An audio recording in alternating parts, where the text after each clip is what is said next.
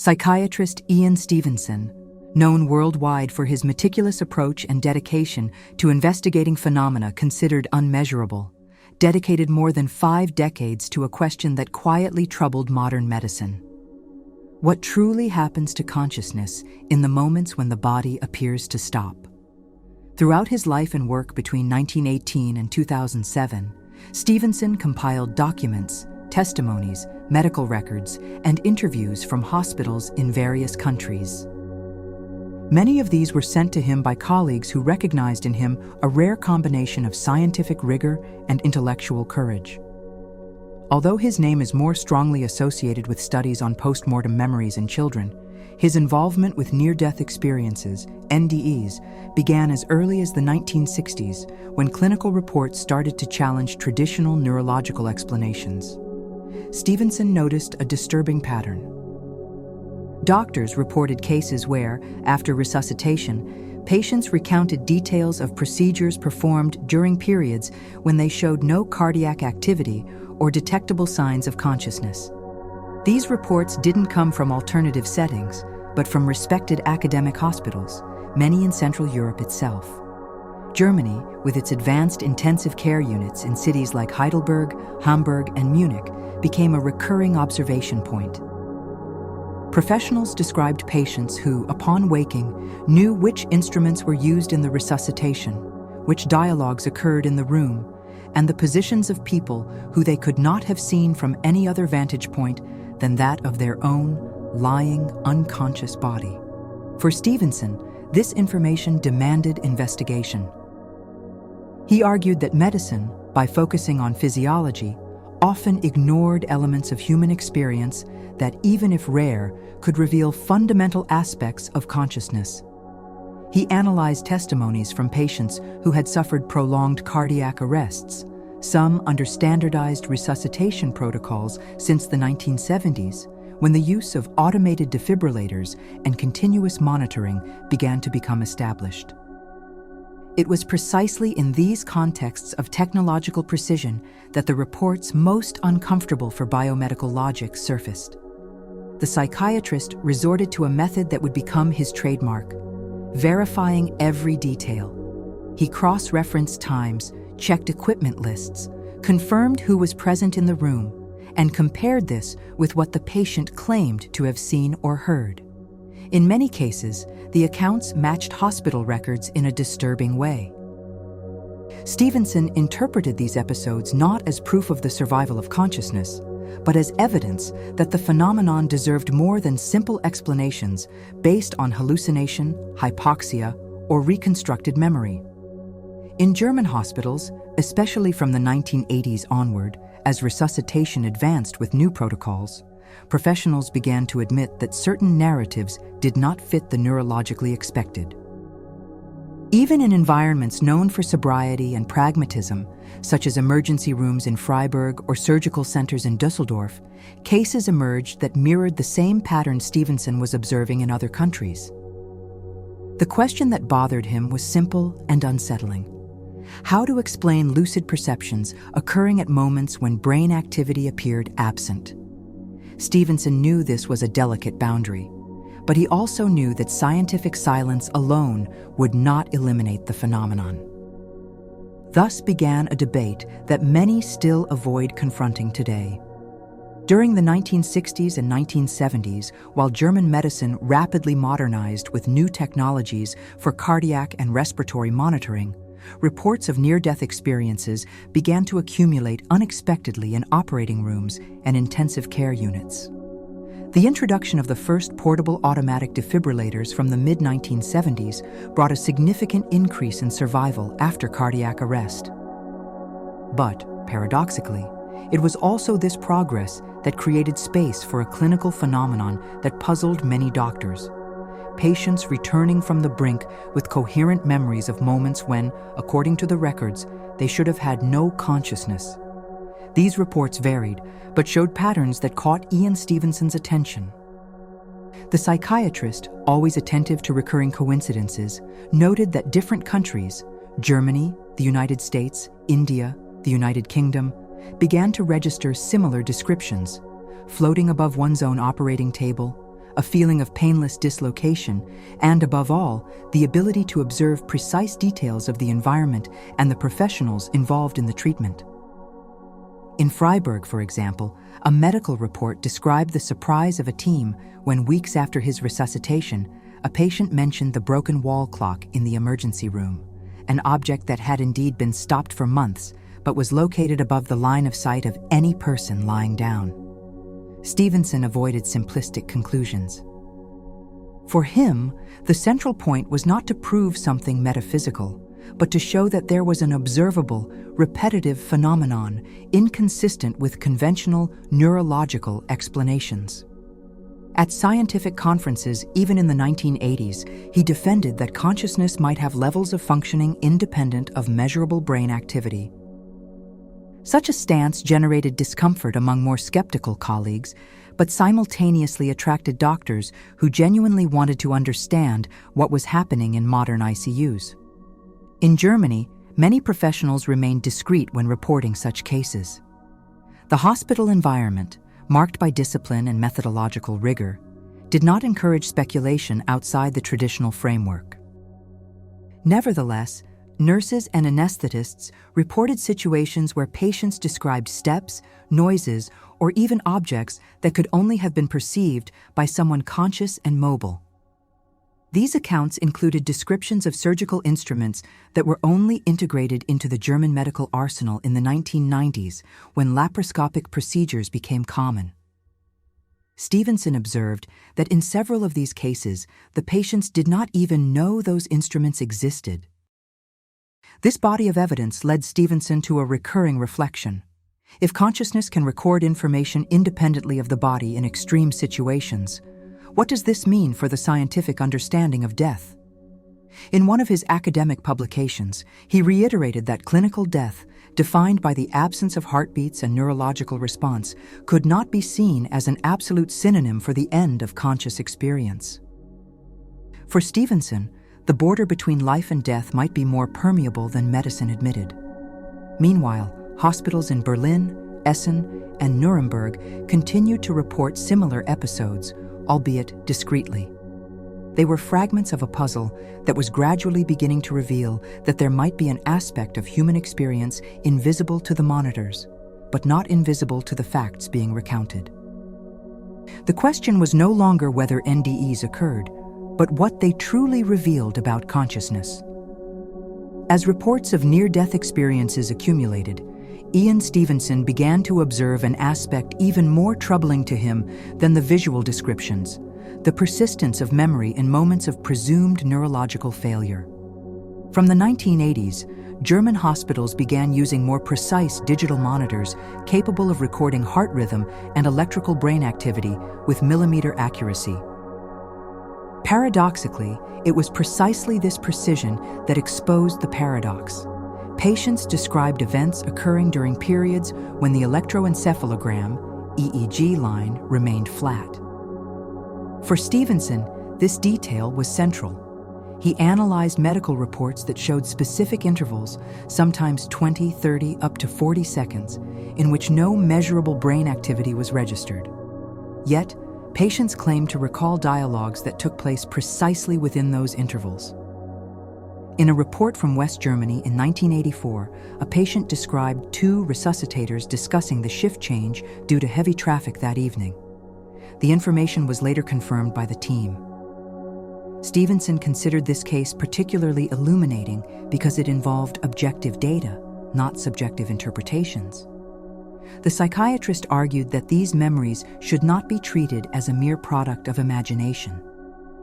He emphasized that a brain under normal conditions, subjected to severe hypoxia, tends to show confusion, loss of temporal orientation, and fragmented hallucinations. The NDE reports, however, carried a clarity incompatible with states of deep unconsciousness. Many interviewees described a feeling of brightness, a striking contrast to the expected disorientation after emergency procedures. In reunified Germany, particularly in the 1990s, ICUs in cities like Leipzig and Frankfurt began to observe similar patterns.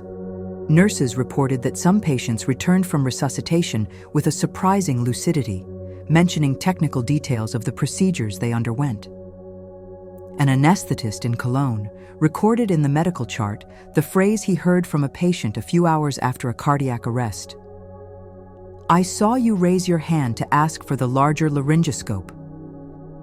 The instrument had indeed been requested after an initial failed intubation attempt, something that could not have been perceived from the perspective of the unconscious patient. Stevenson persisted that these accounts demanded a less defensive scientific approach. He observed that, for much of the 20th century, medicine treated consciousness as the exclusive product of brain activity. Documented cases, however, seem to indicate that even when this activity appeared to cease, some form of experience continued to occur. He argued that the mechanisms behind this phenomenon were still unknown, but this did not authorize dismissing it.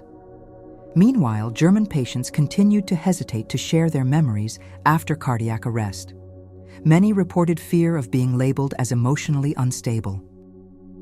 However, whenever one of them broke the silence, elements of familiarity with the cases investigated by Stevenson emerged. The sensation of floating, the perception of the surroundings, the absence of fear, and a recurring detail. The clear impression that, for some moments, consciousness did not depend on the body to exist. For Stevenson, these reports not only broadened the debate about death, they showed that clinical death might not mark the end of conscious experience as abruptly as believed. With the advancement of hospital technologies throughout the 1980s and 1990s, especially in Central Europe, the precision of cardiac and encephalogram monitors was expected to reduce ambiguities about what happens at the moment of clinical death. However, the effect was the opposite. In various reports that reached the University of Virginia, Ian Stevenson noted that the more precise the equipment was, the harder it became to explain why so many patients described clear perceptions precisely at moments documented as absence of measurable activity. German medical logic, strongly anchored in objective parameters, faced growing tension. Experienced professionals reported episodes that simply did not fit the classic physiological model. In Munich, a cardiologist described her team's confusion when, after long resuscitation, a patient mentioned the discussion about the lack of a replacement defibrillator cable, a detail recorded in the ICU's internal incident log and quickly resolved amidst the stabilization attempt. These accounts caused discomfort, not because of the subjective content, but because of their precision. Stevenson always emphasized that the value of these descriptions was not in the symbolism or spiritual interpretation, but in the objective data they provided: times, objects, phrases, and movements that could be confirmed. In his analyses, he stressed that a common mistake was to assume NDEs behaved like dreams, fragmented and unstructured. The reports were, on the contrary, organized, linear, and accompanied by a sense of clarity. Many German doctors reported a kind of silent dilemma. On one side, the rigorous scientific training; on the other, the need to deal with information that seemed to exceed what was considered possible for a brain with insufficient oxygen supply. Some informally noted that it was hard to decide which was more disturbing: the hypothesis that patients were delirious with impossible precision, or that consciousness might exist independently of detectable brain signals for a brief period. Stevenson offered no definitive answers and made a point of maintaining that position. He refused to turn NDEs into an argument for any pre-existing belief. His interest was different: to identify recurring patterns, exclude improbable explanations, and gather enough evidence for science to reconsider its boundaries. In various interviews, even in the 1990s, he reiterated that the phenomenon should not be simply ignored because it was uncomfortable. In the same period, hospitals in Essen, Stuttgart, and Bremen registered new cases reinforcing the observed pattern. Patients described not only clinical events, but also perceptions of the environment around the hospital, such as noises from the corridors, conversations in the elevator, or even the characteristic sound of metal gurneys being transported, elements that coincided with the exact time of the cardiac arrest. In some cases, cultural details stood out.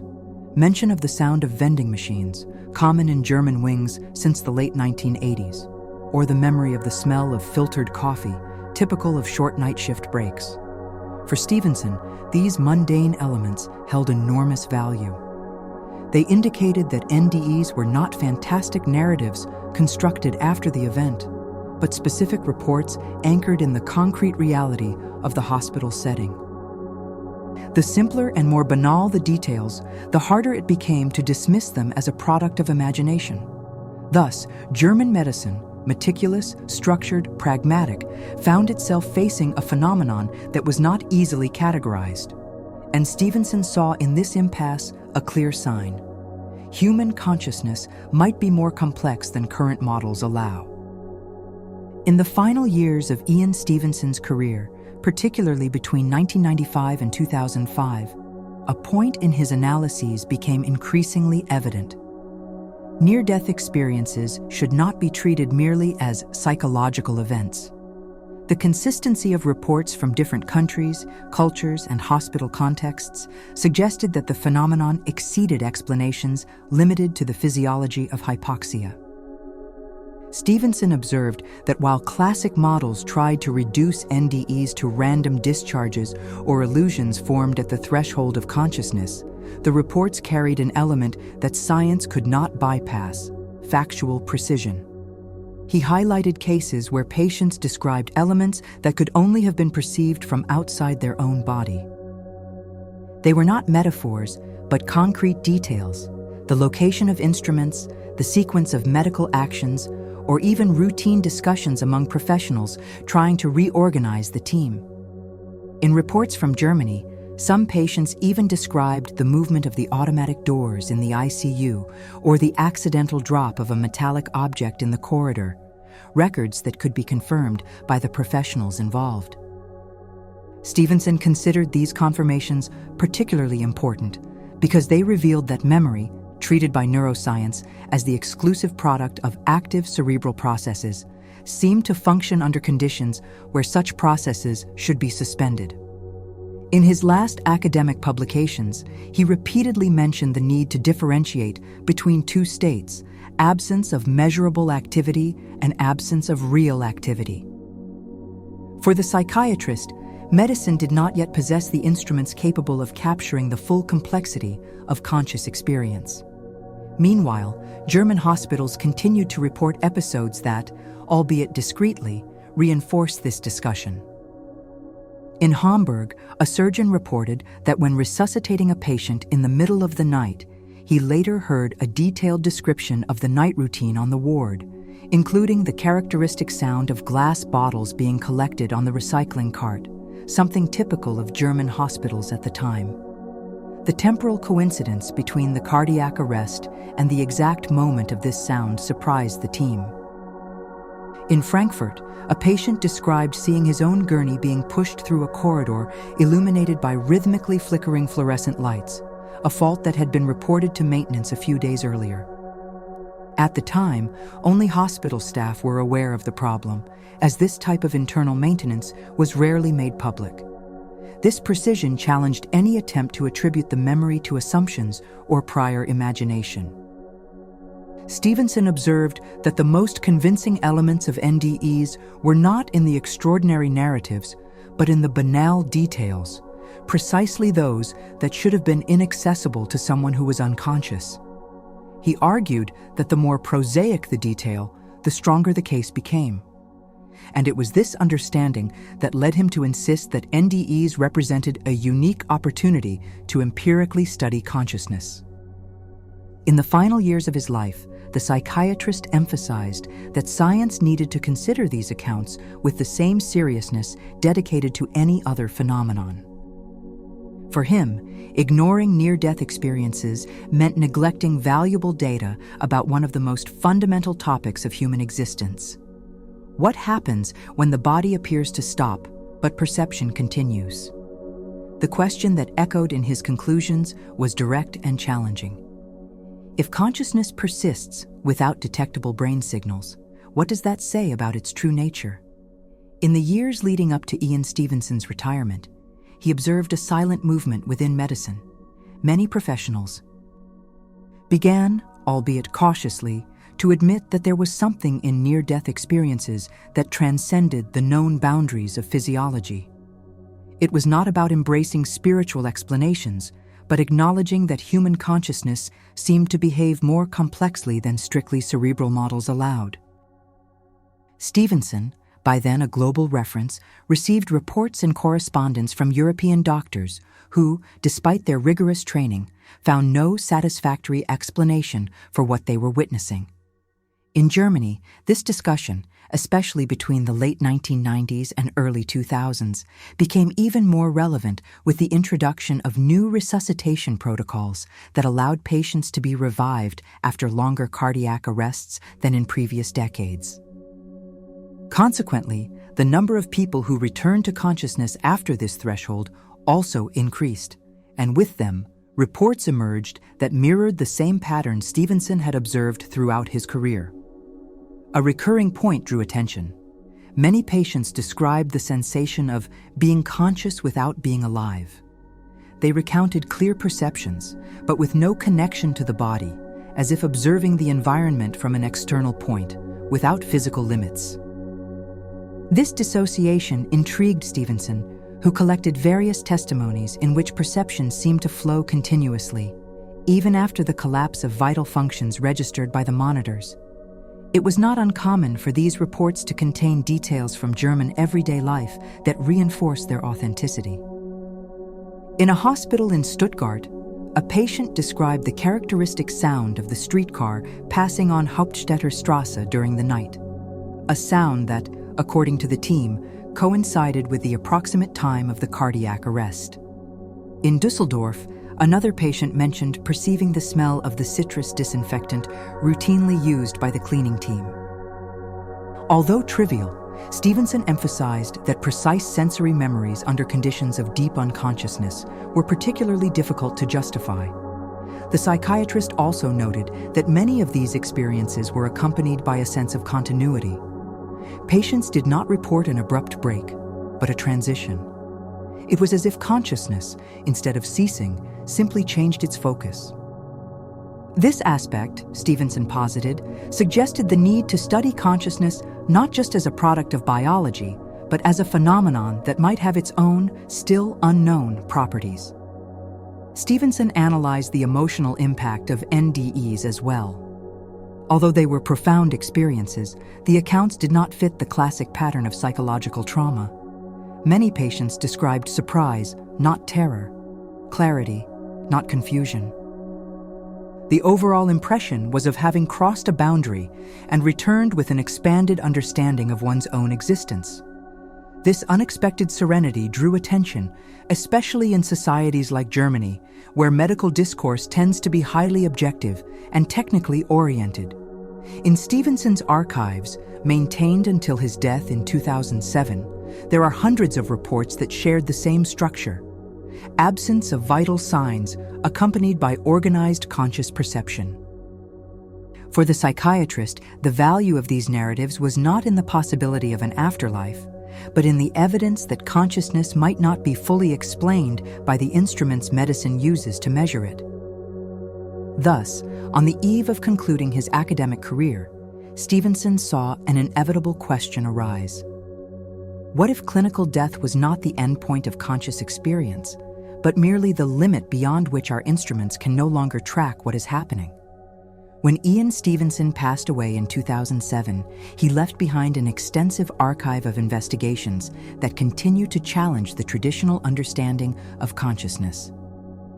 Researchers who have accessed the material emphasize that his greatest contribution was not providing definitive answers, but creating space for questions that science had avoided asking for decades.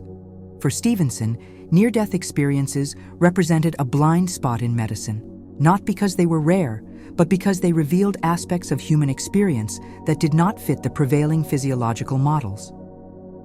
Analyzing thousands of reports from hospitals worldwide, including those registered in medical centers in Germany, where technological precision made the inconsistencies even clearer, Stevenson concluded that a pattern existed. Consciousness seemed to persist, at least in certain cases, beyond the boundaries defined by the absence of heartbeats and measurable brain activity. He did not claim this proved post-mortem continuity, but that the traditional interpretation of what it means to be dead needed to be revised. In the years following his death, German doctors continued to report episodes mirroring what Stevenson had analyzed for decades.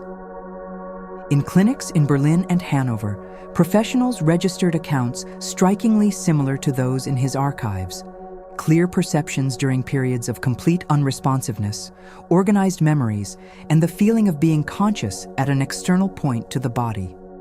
These reports continued to emerge even in an era of highly sensitive monitors and standardized clinical protocols. The central question that Stevenson never wanted to turn into a certainty became his intellectual legacy. What is consciousness? And more profoundly, to what extent does it depend on the body?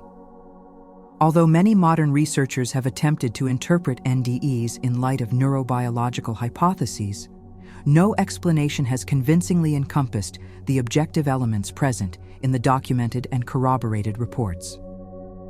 The hypoxia hypothesis, for example, does not explain precise perceptions at moments of a flat EEG. The reconstructed memory hypothesis does not explain environmental details unknown to the patient. The hallucination hypothesis does not explain the clarity and coherence of the narrative. Stevenson insisted that to understand the phenomenon, the idea that consciousness could be entirely reduced to electrical signals would have to be abandoned. He argued that medicine was working with limits of detection, not absolute limits of reality. Just as the microscope does not define the existence of the cell, the monitoring instruments do not define the existence or absence of consciousness. They only indicate what they can measure. Germany, with its solid scientific tradition, represented an ideal scenario for Stevenson to observe this paradox. Hospitals full of advanced technology, rigorous professionals, yet reports that transcended what the hospital structure itself could explain. It was precisely this combination, technical precision and inconvenient evidence, that exposed the most sensitive point of his research. In the final years of his life, Stevenson reiterated that the true challenge was not to explain NDEs, but to understand what they revealed about the boundary between life and death. This boundary, contrary to what was believed, might not be a rigid line, but a transitional zone that medical instruments cannot yet map. Ultimately, the secret no one talks about was not hidden due to lack of evidence, but due to a lack of willingness to face it. For Stevenson, science only advances when it accepts to look at what it cannot explain. And it is precisely at this point, at the limit between what medicine records and what consciousness experiences, that the greatest mystery remains. What happens in the moments when the body falls silent, but experience continues?